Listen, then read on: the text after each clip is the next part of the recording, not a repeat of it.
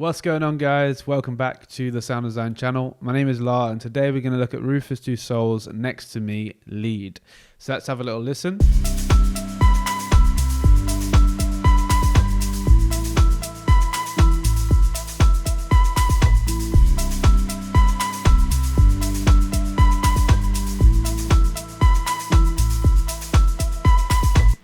So the sound in particular that we are focusing on is these two layers here.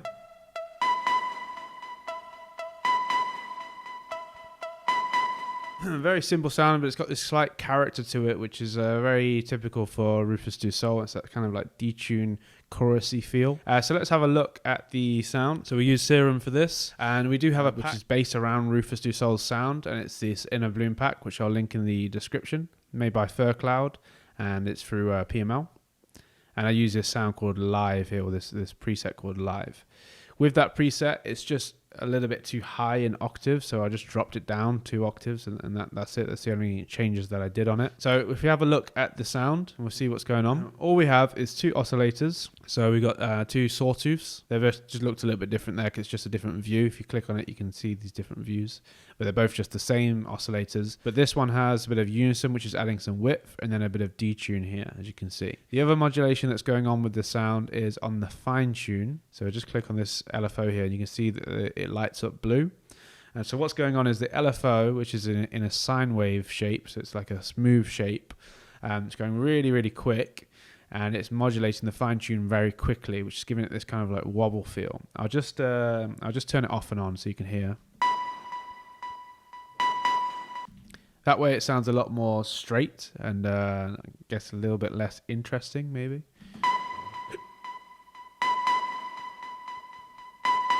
I think I might just reduce it a little bit. It's a little bit too evident.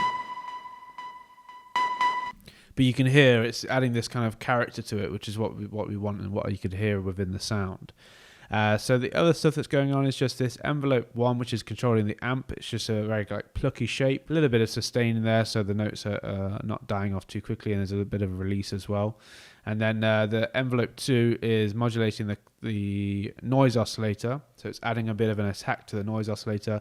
It's also adding a bit of an attack to the cutoff filter, and that's what's giving it the pluck. If we just take this off, you'll hear. It needs that on to really help it come through. Cool. Let's have a look at the effects. We've got an EQ8, which is just getting rid of any lows in there. There wouldn't be too much in there because we're playing quite high up in the octave, but it's just to clean it up. And there's quite a lot of reverb and delay. And the reverb and delay is to add that atmosphere and also to kind of bleed the sound over into the next note. So it just kind of continues on through the groove, which is quite an important thing to just make a note of, that with this sound, because it's only playing in these short notes, it's not playing really often like an arpeggiator or something like that. You can have quite a lot of reverb and quite a lot of delay on there because it's not going to bleed into each other too much and create this kind of like reverb mess. Cool. So that is essentially the sound. We'll just have a look at the lower octave. In fact, sorry, I'll look at the processing. It's just an OTT, of course. The OTT is helping quite a bit. It's just bringing out the upper harmonics quite a bit and adding a bit of air to the sound. We'll have a little listen.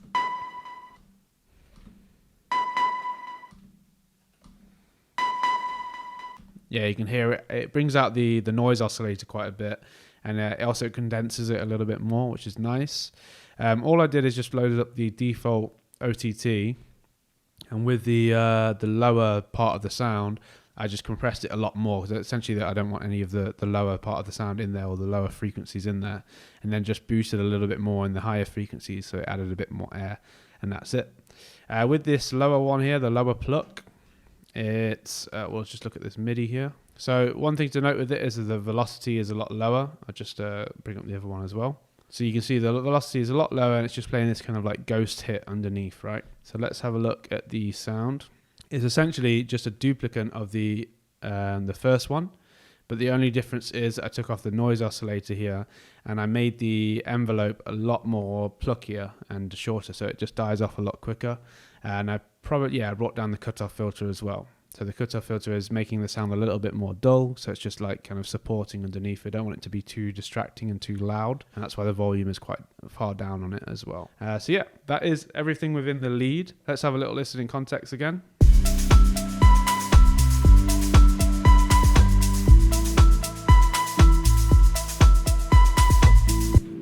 Yeah, very, very simple sound. A big thing to note in here, or to learn from this remake, I guess, is that within the original track, obviously, there is a big vocal that's in there, a really nice, beautiful vocal, which is there quite often as well.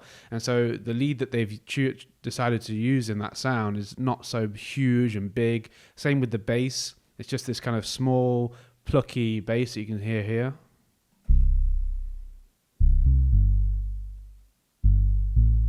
So it's not playing like a big driven bass or anything like that. There's a lot of space in the mix for that vocal to come through, which is quite a good thing to note there.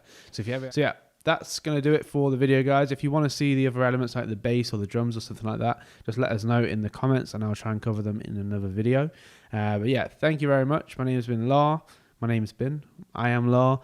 And yeah, I'll see you in the next video. Peace.